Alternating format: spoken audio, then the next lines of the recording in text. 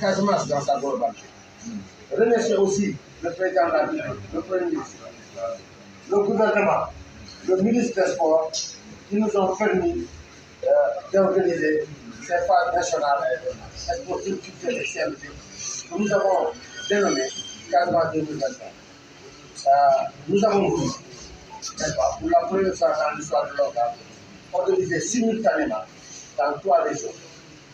Dans le passé, lorsqu'il y a une réconciliation du mouvement, quand il y avait en 2008, on avait organisé des fois sur 2 régions, c'était sur ce lieu-là. Mais jamais dans l'histoire de l'organe, dans l'histoire de ce pays, que notre association puisse organiser simultanément dans 3 régions.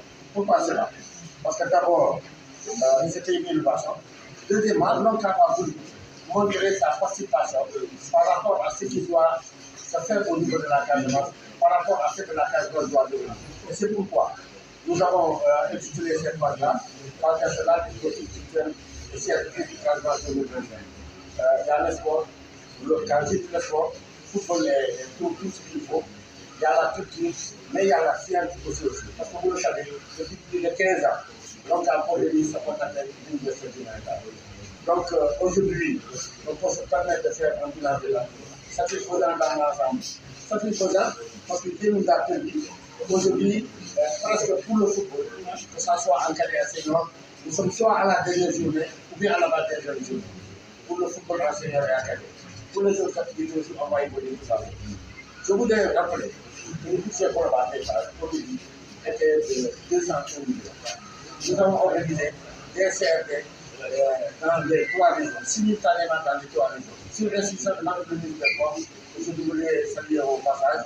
Donc, à travers ces CRD-là, les documents descriptifs des phases ont été adoptés. Donc, ce qui est fait, c'est de commencer à dérouler. Nous avons commencé pour le football. Je voudrais préciser que nous avons 32 ASC seniors. Il y a du bleu au bord là, s'il vous plaît. Pour les seniors, nous avons 32 seniors. Pour les cadets, nous avons 24. Ça donne 56 ASC. 56 ASC. Sur les 56, la Casamance, les 3 régions, ont plus de 32 ASC. La région de la Casamance, a plus de 39 sur les 56. Les autres qui restent, n'est-ce pas, ça vient des autres régions. Et parmi ces autres régions-là, il y a ce qu'on appelle les champions régionaux, qui sont les petits et les élites. Pour le football senior, nous avions 2 poules seniors ici, 2 poules seniors à Korda, 2 poules seniors à Sédou, 1 poule senior à Bidona et 1 poule senior à Moussi. Alors, c'est des poules de 4. Pour les cadets, on avait 2 poules cadets ici à Ziguinchor. Nous avons 2 poules cadets aussi à Sédou, 2 poules cadets non, 1 poule cadette à Bidona, 1 poule cadette à Oussou.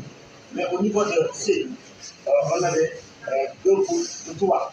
Parce que la région de Sédou seulement en cadet, n'est-ce pas, avait, comment dirais-je, amené 6 ASC cadets. Donc aujourd'hui, ce qu'il faut préciser, au-delà de cela, la compétition se passe très bien. Il n'y a pas de contentieux. À l'heure où nous sommes, tous les contentieux ont été guidés par la sécurité nationale. Et à l'heure où nous sommes, il n'y a pas d'affaire. Il n'y a pas de matchs qui sont passés hier. Mais tous les matchs qui sont passés avant-hier, depuis avant-hier, jusqu'au début de la compétition, il n'y a pas de contentieux. Tout a été guidé. Quand je dis qu'il n'y a pas de contentieux, je vous dis que tout a été guidé. Il est évident qu'il y a eu des réserves, il y a eu des évocations. Mais nous, nous avons guidés. Parce que d'abord, nous sommes là pour 15 jours, c'est du 16 au 30, donc ça ne peut pas traîner. Alors, les gens, ceux qui avaient porté plainte, je vous dis, c'est qu'il y avait fait évocation, ceux qui avaient fait réserve, avaient la possibilité à la société de faire appel. Mais jusqu'à aujourd'hui, nous avons enregistré aucun cas d'appel. Donc, Dieu merci, parce qu'il n'y a pas de contentieux. Et les compétitions continuent normalement. Alors, vous le savez, la Ziguinchor, c'est la capitale de la Casamance. C'est pourquoi plus de 60% des activités que nous organisons, nous avons voulu les domicilier dans la ville de Ziguinchor. Je vous ai dit la dernière fois, je vous ai dit tout à l'heure, on avait un budget de 200 millions. Sur les 200 millions, ce qu'il faut préciser, à l'heure où nous sommes, à l'heure où je suis en train de parler, ce que nous avons pu avoir, c'est pas plus 11 millions. Mais vous avez vu, malgré tout, ça ne nous a pas empêché de commencer. Ça ne nous a pas empêché de fonctionner. Ce que nous avons voulu inculquer à chaque responsable général est que à tout temps et à tout moment, on doit être fonctionnaire. Dans n'importe quelle condition, on doit être fonctionnaire. On ne peut pas aller à l'intérieur de l'Union, à l'intérieur du Sénégal, de Kolda, de Fouta, de Kédougou, voir que les gens organisent dans des conditions extrêmement difficiles et ne pas pouvoir le faire à Ziguinchor, à Sédhiou, à Kolda et à Bignona. C'est pourquoi nous avons démarré.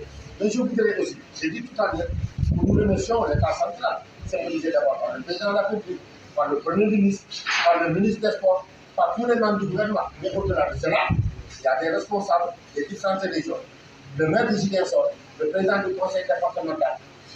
Par rapport à la domiciliation, je voudrais préciser que seulement par rapport à la domiciliation, donc je voudrais préciser que c'est des officiels, soit officiels dans le cadre ou bien des arbitres.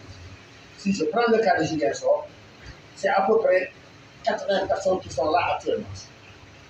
80 personnes. Vous savez qu'au-delà des membres du comité directeur, des membres de l'Assemblée générale, les techniciens que nous avons pu aider, nous avons des sections féminines. La section féminine nationale est très dynamique, qui est de 60 personnes. Je peux dire qu'à l'heure où nous sommes aujourd'hui, 80% de ces membres-là sont ici. Quand on va dans les autres sites, je prends par exemple le cas de Oussouy, c'est à peu près 22 personnes qui sont là, les arbitres et les officiels. Quand on va à Bignona, c'est à peu près 30 personnes, les officiels et comment ça s'appelle les arbitres. Quand on va plus loin, au niveau de Sédhiou, c'est à peu près la même chose. Quand on va à Kolda aussi, c'est la même chose. Mais comme vous le savez, nous avons pris la décision la dernière fois de dire qu'après les tours, les luttes du final vont jouer à Ziguinchor. Nous avons pris cette décision-là. Maintenant, par rapport aux recettes, je voudrais préciser les recettes d'abord que nous avons obtenues. Si les recettes, ce sont ce que nous vendons. La billetterie. La billetterie. C'est ce qu'on appelle la billetterie. Par rapport aux recettes, ce qu'il faut retenir, pour la première journée de Ziguinchor ici, la première journée, en brut, on a eu 3 506 000 en brut. Les dépenses qui sont liées à l'organisation sont égales à 1 173 000. Ce qui signifie que cette première journée de Ziguinchor a fait une rentrée de 2 302 000 francs dans notre caisse. La deuxième journée de Ziguinchor, le brut était de 3 625 000, les dépenses 1 650 000, le net 1 967 000, ce qui s'est fait un net pour les deux journées de Ziguinchor, une rentrée dans notre caisse de 4 299 000. C'est beaucoup d'argent. Et c'est pourquoi nous avons eu le courage de démarrer. Mais quand on va à l'intérieur du pays, je prends le cas de Sédhiou. Depuis que nous avons commencé à Sédhiou, la seule et unique fois, c'était la première journée où on a eu 300 000. Mais toutes les autres journées, nous avons eu des recettes qui sont inférieures à 200 millions. Et pourtant, si on prend en charge, si on prend en compte les charges qui sont liées à l'organisation, c'est les honoraires des arbitres, c'est les taxes.